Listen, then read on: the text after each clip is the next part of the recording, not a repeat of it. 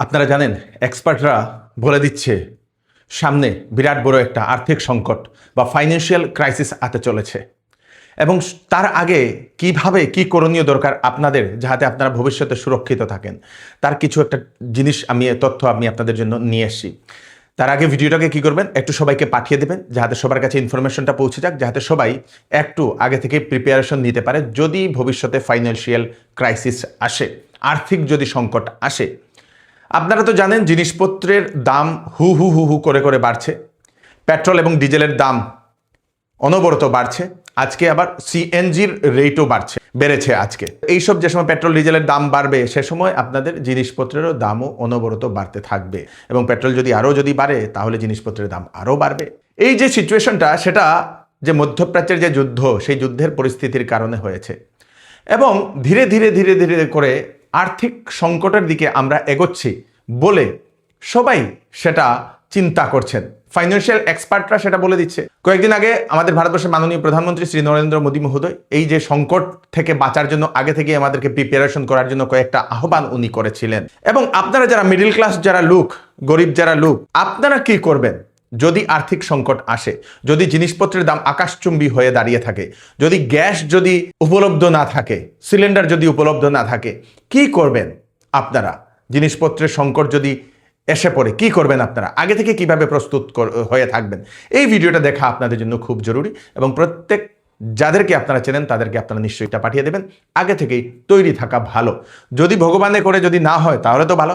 যদি financial crisis ভবিষ্যতে যদি আসে, হয়তো 6 মাস 1 বছরের মধ্যে আসতেও পারে বলে আশঙ্কা করছেন বহু মানুষ। আগে থেকে আমাদেরকে তৈরি থাকা দরকার। তৈরি থাকার জন্য কি করতে লাগবে? প্রথম, প্রত্যেক মানুষকে আপনারা এটা পাঠিয়ে দেবেন। যদি ফাইন্যান্সিয়াল ক্রাইসিস আসে, প্রথম জিনিসটা হচ্ছে ফাইন্যান্স ম্যানেজমেন্ট। টাকা ম্যানেজ করা খুব জরুরি। টাকা ম্যানেজ করা খুব জরুরি। যেটা আপনারা ইনকাম করছেন সেটা থেকে 20 থেকে 30% এক্ষুনি আপনারা আজকে থেকেই আপনারা সেভ করা শুরু করে দিন।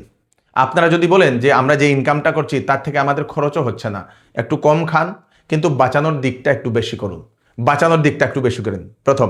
দ্বিতীয় হচ্ছে, যদি আপনাদের ইনকাম কম হচ্ছে, 2-3টা ইনকামের জন্য আপনারা দিনের বেলা এক কাজ করুন, সন্ধ্যাবেলা এক কাজ করুন, এরকম করে করতে থাকেন। 2-3টা ইনকাম সোর্সের জন্য এখনই আজকে থেকে আপনারা প্ল্যান শুরু করে দিন।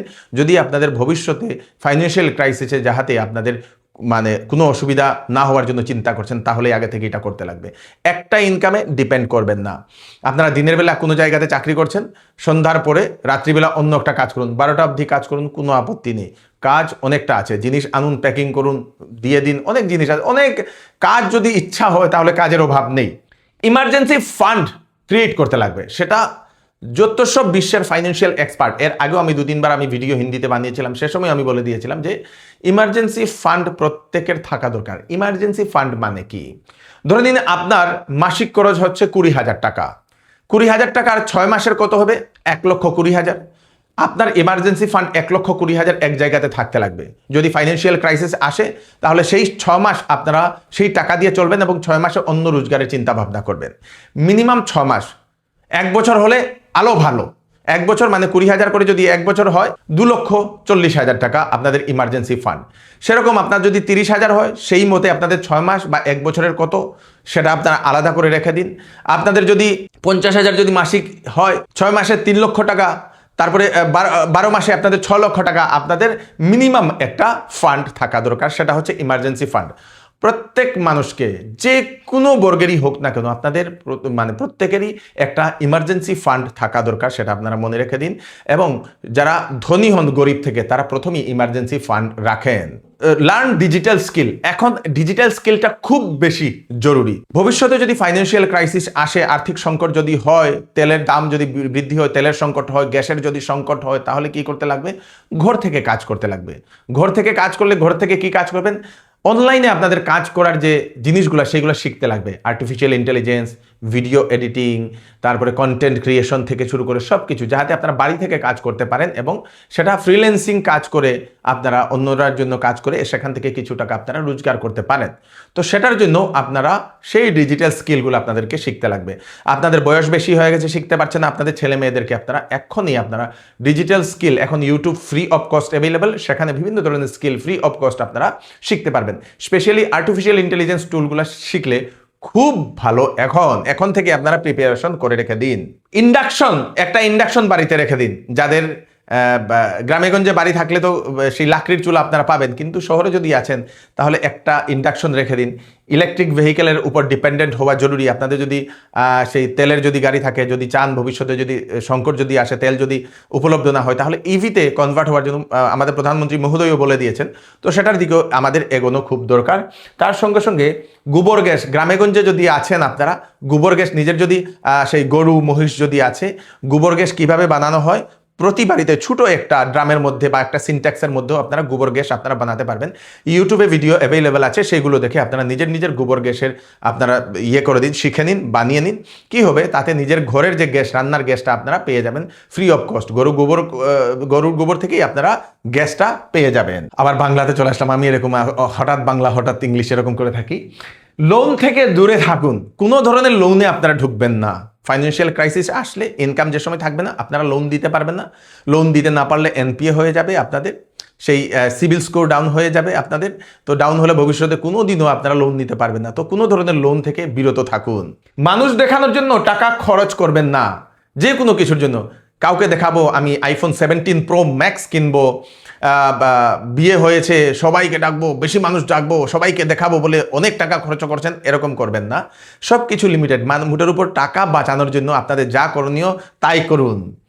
স্বাস্থ্যের প্রতি নজর রাখুন, পারলে একটা হেলথ ইন্স্যুরেন্স করে নিন স্বাস্থ্যের প্রতি। কারণ ভবিষ্যতে যে সময় যদি কোনো দিন ফাইন্যান্সিয়াল ক্রাইসিস হয়, এবং সেই ফাইন্যান্সিয়াল ক্রাইসিসে আপনাদের কাছে যদি টাকা পয়সা থাকে না এবং আপনারা যদি অসুস্থ হয়ে পড়েন, তাহলে সে সময় আপনাদের টাকার প্রয়োজন হবে।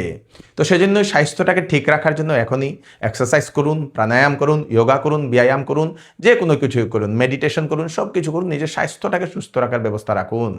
পারলে যদি টাকা পয়সা থাকে তাহলে একটা হেলথ ইন্স্যুরেন্স করে রেখে দিন। হেলথ ইন্স্যুরেন্স করলে কি হবে, ভবিষ্যতে যদি কোনোদিন আপনাদের বা আপনার পরিবারের দুর্ভাগ্যবশত যদি কোনো অসুখ বিসুখ হয়, তাহলে সেই হেলথ ইন্স্যুরেন্সের টাকা দিয়ে আপনারা চিকিৎসা করতে পারবেন। এবং অনেকেই মনে করেন যে আমরা কখনো সেই অসুস্থ হব না, আমরা রোগা হব না, আমাদের হসপিটালে যেতে হবে না, সবাই এরকম চিন্তা ভাবনা করেন। কিন্তু একবার আপনারা সরকারি হাসপাতাল, প্রাইভেট হাসপাতালগুলোতে একবার ঢুকবেন, ঘুরবেন, আপনারা দেখবেন যারা সেখানে বিছানাতে পড়ে রয়েছে বেডে, হসপিটাল বেডে, তাদেরকে জিজ্ঞেস করবেন কিভাবে আপনি এই রোগে আক্রান্ত হলেন। ওরা বলবে আমি জানি না, আমি তো সুস্থ সবল ছিলাম, হঠাৎ করে আমি সুস্থ হয়ে গেছি, এখন আমার চিকিৎসা চলছে। এরকম সবারই। তো কখন কোন সময় রোগ আসবে বলতে পারবেন না, আগে থেকেই প্রিপারেশন করা দরকার। একটা হেলথ ইন্স্যুরেন্স করা খুব দরকার বলে আমি মনে করি। এবং ফাইন্যান্সিয়াল যারা এক্সপার্টরা তারাও সবাই এই জিনিসটাকে সাজেশন করে, আমি নিজেও সেটা করিয়ে নিয়েছি, সেজন্যই আমি আপনাদেরকে সেটা বলছি। নিজের খাবার প্রস্তুত করা শিখুন। নিজের খাবার, যে সময় আর্থিক সংকট আসবে, জিনিসপত্রের দাম আকাশচুম্বী হবে, সে সময় কি হবে, জিনিসপত্রের আপনাদের কাছে সীমিত টাকা থাকবে, আপনারা আনতে পারবেন না। তো এখান থেকেই আপনারা বাড়িতে মরিচের গাছ একটা লাগান, অন্যান্য যে ছোটোখাটো গাছগুলা লাগানোর চেষ্টা করুন, একটা টবে লাগানোর চেষ্টা করুন। জায়গা নেই ছাদে লাগান, যেখানে জায়গা আছে। আমি এক ভদ্রলোকের কালকে একটা ভিডিও দেখেছিলাম, ভদ্রলোকের ওয়ালের মধ্যে এত বড় একটা লম্বা একটা পাইপ, সেটার ভিতরে একটু গোবরের জল ঢেলে দিচ্ছে এবং সেই পাইপে মাঝখানে একটু ছোট করে সেই করে গোল করে সেটাকে হোল করে গর্ত করে সেটাতে কিছু মাটি দিয়ে আবার সেই কিছু একটা লাগিয়ে দিয়েছে এবং সেটা থেকে হচ্ছে, মানে ইচ্ছা থাকলে উপায় হয়। তো সেই গাছপালা লাগানোটা আপনারা শিখুন, নিজের খাবার যাতে কিছু না হোক কিছু হলেও একটু প্রস্তুত করা। চায়নাতে যাবেন, জাপানে যাবেন, তারা সেলফ যে ডিপেন্ডেন্ট হওয়ার স্কিলগুলো সেইগুলো শেখায়। রান্না করা, গাছ লাগানো, ধান রোপণ করা, সবজি লাগানো, এইগুলো সব কিছু শেখানো হয়। তো সেইগুলোকে শেখান। এইগুলা কেন করছে ওরা? এইগুলা যদি ভবিষ্যতে কোনো ধরনের ক্রাইসিস হয় তাহলে আমরা যাহাতে নিজে খেয়ে যাহাতে বাঁচে থাকতে পারি, সেজন্য ওরা শেখায়। তো এই জিনিসগুলো আপনারা সবাই মনে রেখে দিন এবং প্রত্যেক মানুষকে এই ভিডিওটা পাঠিয়ে দেবেন। এবং আপনারা যারা দেখছেন একটু সিরিয়াসলি এই জিনিসটাকে নেবেন, কিন্তু সিরিয়াসলি নেবেন। এখন থেকেই নিজেকে প্রস্তুত করা শুরু করে দিন, নিজের ভবিষ্যৎ সুরক্ষিত করা শুরু করে দিন। কোনো কিছু আপনাদের প্রশ্ন থাকলে আমাদেরকে কমেন্টে নিশ্চয়ই জানাবেন। ভিডিওটা একটু সবাইকে পাঠিয়ে দেবেন। আমাদের ফেসবুকে নতুন হলে ফলো করুন, আমাদের ইউটিউব চ্যানেলে নতুন হলে শিলচর নিউজটা আপনারা সাবস্ক্রাইব করে নেবেন, ইনস্টাগ্রামে নতুন হলে শিলচর নিউজ নেটওয়ার্কের পেজটা আপনারা নিশ্চয়ই ফলো করে নেবেন। ধন্যবাদ।